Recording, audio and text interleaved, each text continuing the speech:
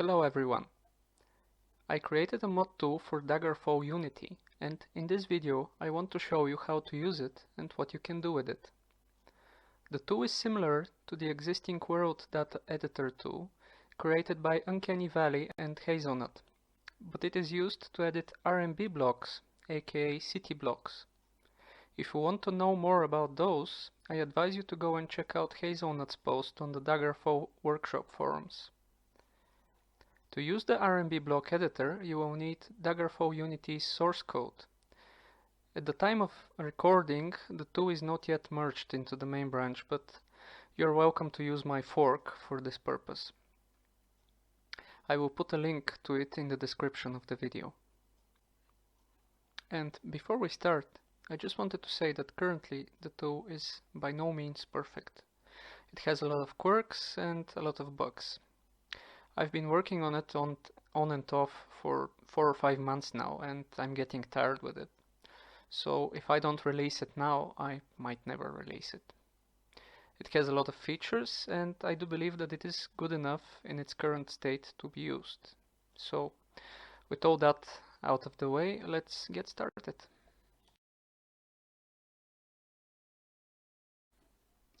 So here we are in the Unity editor. In order to start the RMB block editor, you need to go to Daggerfall Tools, RMB block editor. This might take a little while, and the window appears. Now, I would recommend using the window by positioning it here next to the inspector. And to start editing, you will need to export an RMB block file, which you can learn how to do by reading Hazelnut's post on the forums, and I will leave a link to that in the description as well. But when you have that file, you can open it by going here to File, Open, and picking this file. Now this block that I've chosen is one that is in the city of Daggerfall, so we can later test it. Once the block is loaded, you will notice here that in the scene hierarchy some new objects appear. This is the root object, and under that we have an object for the ground scenery, Automap, buildings, miscellaneous 3D objects, and miscellaneous flat objects. By default, when we load the block, here in the editor we see some properties that are general properties for the block. We have the block position, index, the name, and the type. You can see more information about those when you hover above them. And if you ever need to come back to this menu, if you go to some different menu, you can go to Edit Block Properties, or you can just select the root object here from the scene hierarchy. Okay, so what's next? First, I would like to take a look at the File Settings menu, and here in these settings you can set the climate, season, and window style of the buildings and the terrain you see in the scene. So let's try that out. Let's go to let's say mountain climate, and when we click apply, you can see that the style of the buildings is changed and the terrain as well. And maybe we can change, let's go to summer, to winter, and let's say that the window style is night, and when we apply, we can see that there is snow everywhere and the windows are textured as if you see them during the night. Okay, so this is useful if you want to see if your block looks okay in different climates and during different seasons. So that's something that you might want to use. Okay, so what can we actually edit? If we come here to the hierarchy, we see that the first object is the ground. So let's click it and see what happens. Okay, so we came to the ground texture menu or editor. Here we can edit the textures of the ground, and another way to come here is through edit ground. So by default this editor starts in the selection mode. What this means is that you can select any tile and you can edit it by rotating it or changing the texture like so by hand, and you can enter whatever ID you want here. Well, not whatever ID, but whatever valid ID you want. And you see that if we enter an ID that's out of the bounds of the archive, we go to 55, which is the last one. And the blank texture is used on some blocks, particularly in the blocks that have city walls on them. And through this this texture you will see the ground texture of the terrain in the where the city is situated. The procedurally generated terrain will be shown through this texture. Okay, and the other mode, if we go to to paint mode, this is probably the more useful one. Here you can select which texture you want to paint, and you can just paint it on like so, and you can rotate if you like. So this is probably the easier way to paint or to change the textures of a block. So let's do something like this here. And let's use these for the diagonals. Oops. Okay.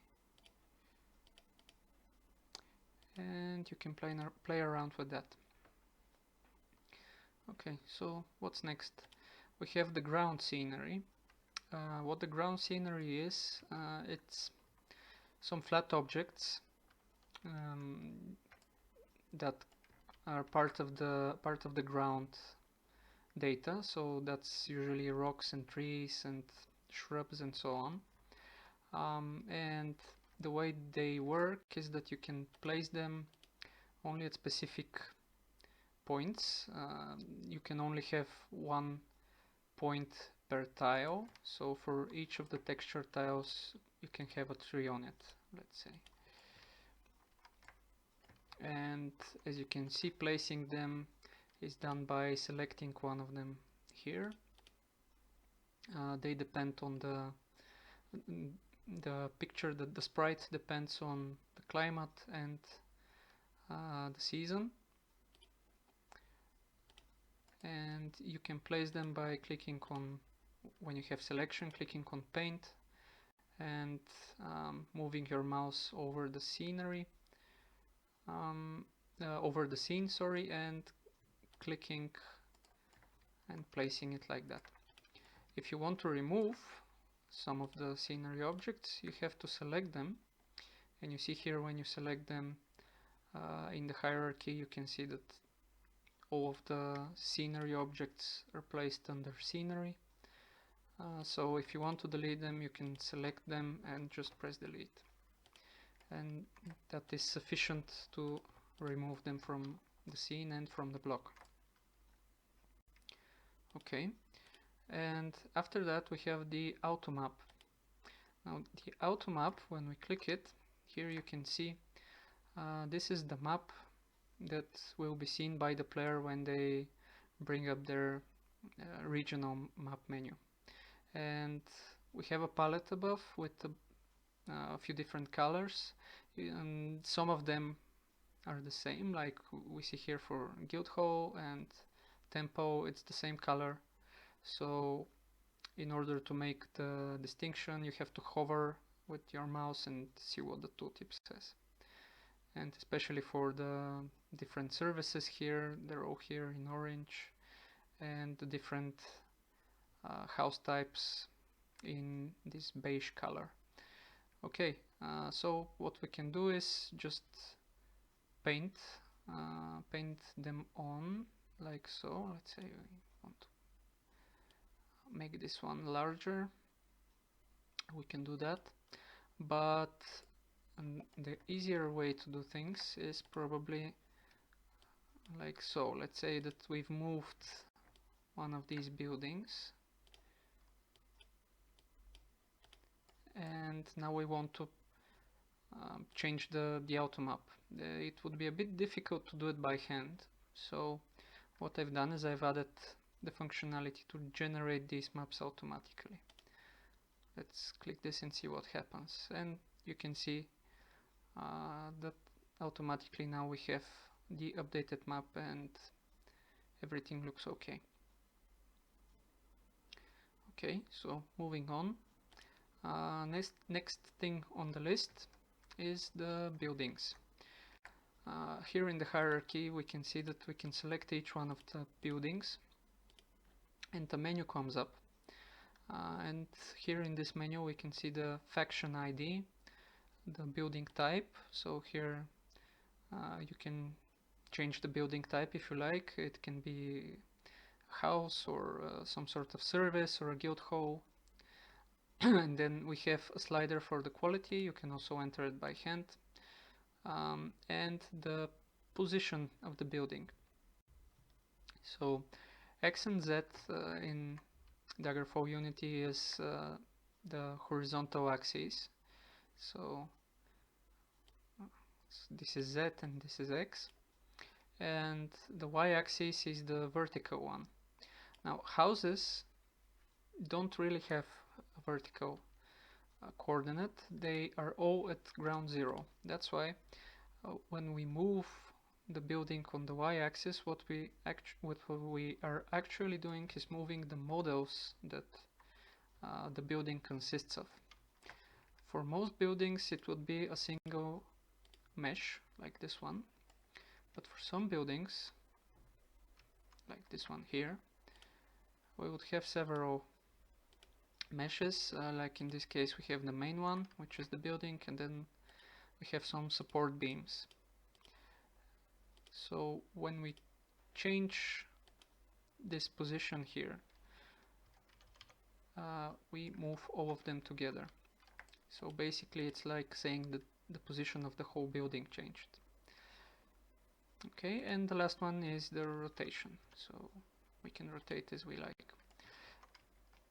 And as you've seen me do already, in addition to using this menu to change the position and the rotation of the building, you can also do it through the scenery, through the scene editor, just like any normal Unity scene object. You can move it around, and you can also rotate it. Okay, but what do we do if we want to add a building which doesn't exist in our block? Well, you can come here to the add menu, buildings, and you will see here this menu is used to pick a building. So here we have a tree structure that you can expand and collapse some nodes from, and here we have some buildings. Now buildings are not first class objects, let's say, in Unity Daggerfall. They are an object that contains 3D models and flat models and people and so on. So they don't really have an ID which you can call and get this building. So what I have done is I made a script which scanned all the blocks in the game, and it extracted these buildings as presets that we can use and add in our scene. Okay, so here you can see that we have all the houses, divided by types and by texture, let's say. Here you see type A are these beige buildings, type C are these brick buildings, and so on. And we have shops, services, guilds, and others. This would be palaces, city walls, and so on. So let's go on and place a building. Let's say this one. Now how would we place a building? We have two options. The first one, or actually it's the second one, but it's the simpler one, so I'll start with that, is to place the building at a specific coordinate. So by default it's 0, 0, 0, and at specific rotation. So let's just place that, and you can see that it's placed here in the corner. And of course you can change these, and let's say we put some rotation and place it in the scene, and now it's sideways. Okay, and the other way you can place a building, which is the more useful one probably, is to paint it on in the scene. So here you can see that when we move our mouse in the scene, the placeholder building appears and it moves around, and if we click with our left mouse button, the building is placed. And what you can also do is you can put an offset or a rotation. So let's say here we place a rotation. Now we can place it rotated. What does this snap to surface do?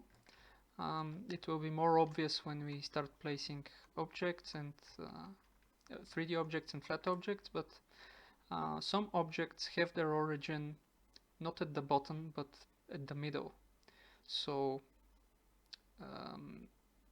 let me just demonstrate with a model so you would know what I'm talking about. Let's add a model and let's go with cabinet, let's say. Let me zoom in a bit. So here you can see that it's sunken into the ground. So if we say snap to surface, this pushes it up so its bottom is aligned with the surface.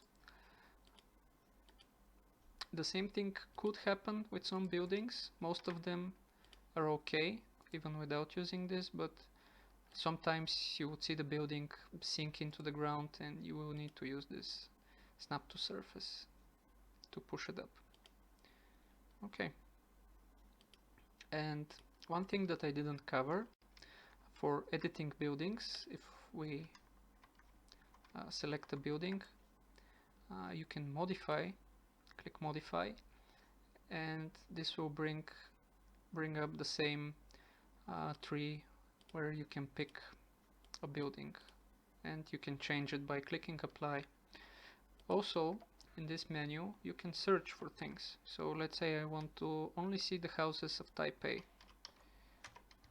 I can type A, and all I get here in the tree would be the houses with type A. So none of those red brick houses. And also, if you know the specific ID of a certain building, you can just type it here and it will come up. Now these IDs, they are not part of the game. They are part of they are part of the presets that I did, so they are a bit arbitrary, but it is what it is. For models and for flats, they are the actual IDs that are used in the game, so they would be more useful, but for buildings they are a bit arbitrary.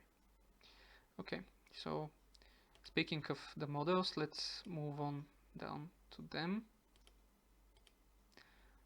3D models, pretty similar. You can select one from the hierarchy or just click on one and you get this menu where you can change their position, their rotation, and their scale.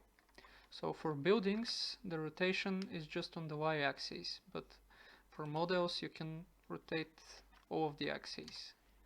So we can do like this,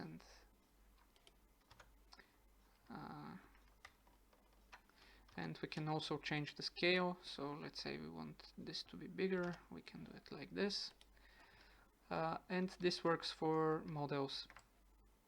Now the scale is on all axes at the same time, because I found out that changing the scale just on one of the axes or two of the axes sometimes causes problems and unexpected behavior. So I decided to lock it so that you can scale only if you scale all the axes at the same time. Okay, and just like with buildings, you can modify this and pick a different object. So if we want to change this with, let's say, a monument, you can click apply, and there it is. Of course, you would have to adjust the the position. Here we can see that this model is actually, its origin is in the middle, so I would have to position it by hand so it is aligned with the surface. Okay, and also here we have the menu to add additional models, so you can add whatever you like. Here these three uses the presets created for the world data editor, so everything that you can use there you can use here. You can use all of the interior stuff, so furniture, clutter. You can use the structures, so these are basically the buildings, but they're not really buildings, they're just a mesh. So if you place this, the player won't be able to enter the door because this is just the mesh, it's not the actual building. Sorry.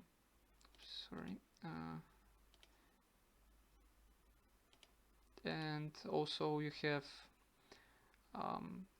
open world stuff like here, as we saw, monuments and pillars, and we also have all of the dungeon models, including some of the structural ones like rooms and halls. I've just basically left everything here because you probably won't be using this in map block, but who knows, maybe you can use it in some way and find it useful. So yes, you can place anything you like. And one more thing here, for ease of use, as you can see when we click paint here, we have some additional information. If you want to scale the model, you can hold down Control and move your mouse, drag your mouse, and the scale is applied. And also what you can do to easily rotate, you can just hold down the left mouse button and drag around. And here we have again the snap to surface option, which we talked about earlier, and we have an additional one which is align with surface. Let's see what this does. So if we try to paint on a surface that's not horizontal, we can see that our model will take the correct orientation, so it is aligned with that surface. And of course we have these offsets that we can enter here. So if we want our model to be offset, let's say on the y-axis by 100, here it sinks under the surface, so basically up is negative, so here we can place it above the house like so. And again we have the normal placement option which puts a new model at the corner if we don't change the values, and we can change the values if we know the exact coordinates that we want to place it at. And just like with the buildings, you can also move stuff around and rotate it and scale it using the standard controls for the Unity scene. And if you want to remove it, as you've seen me do many times, just press delete and it will remove this model. Okay, and the last category of objects that we can place is the flat objects, which these are sprites like these street lamps we see here, or cards, or animals, and so on, or people even.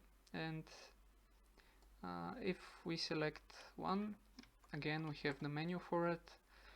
We can see the texture archive and the texture record here, and we can change some of its properties, like the faction ID and the flags, and we can change its position both by editing these fields or manually through the scene, like all the other types. And again we have this tree menu here that we can choose from if you want to change this 2D object to something else. And of course we can add new ones, just like this. And again we can snap to surface to push them up, as you can see. So let's say we've done all the editing that we want. So now what? Well, we need to save our block. To do that, go to File, Save. And here you should give it a name. And this name, if you are editing an existing block and you want to apply the change everywhere where that block is used, you just keep the same name. Or alternatively, you can give it a new name and later change the configuration of the city to include your new block. Right now I just want to change this block everywhere, so I can easily test it. So here I saved, and now if we remove everything and open this block again, we can see that our changes are still here. Okay, so now let's test this by opening the game. Let's change our scene here to the Unity game. Let's not save this scene. Okay, and now if we start the game,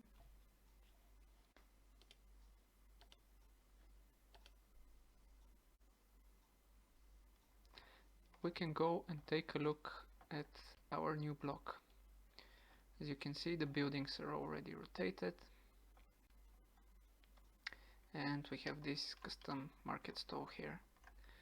And if we go to the map, you can also see that the changes to the Automap are applied as expected.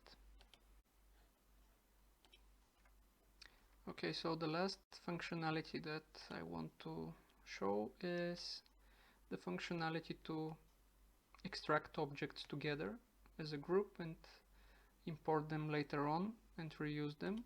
So let's first create something that we would like to export. Let's say that we want to create a reusable bridge.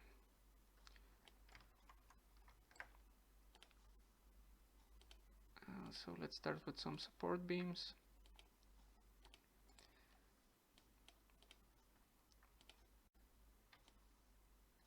And a functionality that I found very useful when doing this kind of thing, it's standard Unity functionality, but if you hold down V, it lets you select a vertex and you can snap it to any other vertex, like so. So this lets you arrange things properly. And another thing is by holding Ctrl and D, you duplicate, which you can use with flats and with models, but not with buildings. Unfortunately, if you try to duplicate a building like that, you will get an error for the moment, so it's not supported. But okay, so let's say we have this. Let's move it up a bit so we can see. Okay, so it needs a floor. Let's add a floor.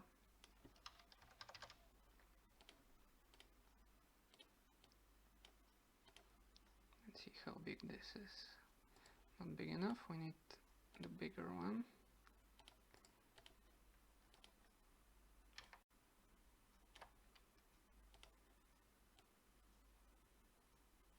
Okay.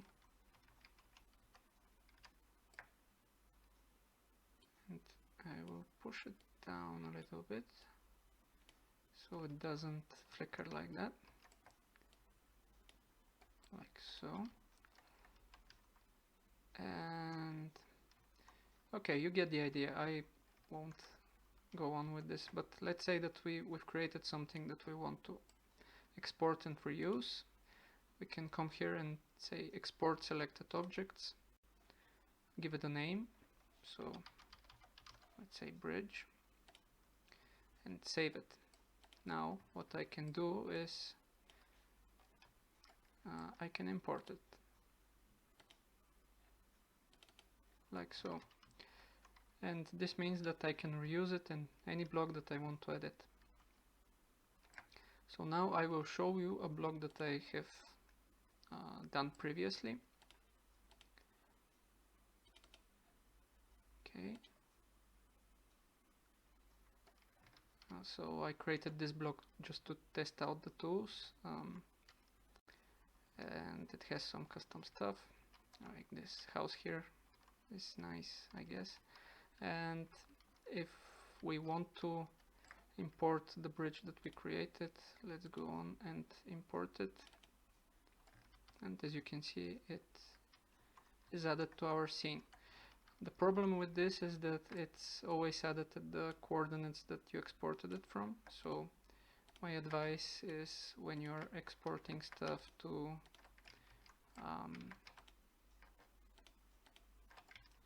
always push it up above everything else, so when you import it in some other scene, you will not have this problem where it's clipping through the rest of the models in the scene.